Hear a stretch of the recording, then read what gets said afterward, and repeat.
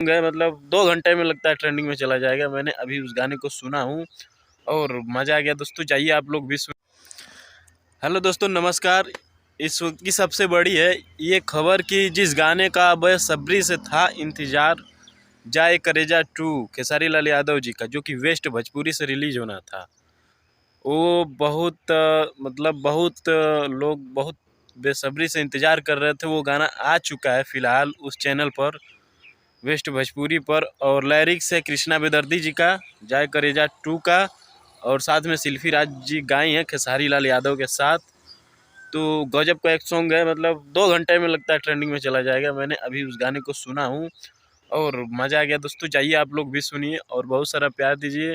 और वो गाने का मेन बात है कि उसमें सीन बहुत अच्छा सीन है डांस में। खेसारी लाल यादव व सपना चौहान जी डांस किए हैं उसमें, और गजब नंबर 1 का मतलब डांस लगा हमको।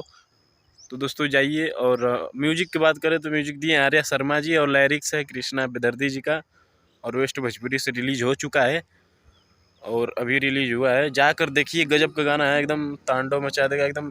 पूरा ट्रेंडिंग लिस्ट जो है नंबर 1 पर हो जाएगा, 2 3 4 5 पर, लेकिन पहला पर आएगा खेसारी। चलते हैं। जय हिंद जय भोजपुरी। ज़रूर देखिएगा अभी जस्ट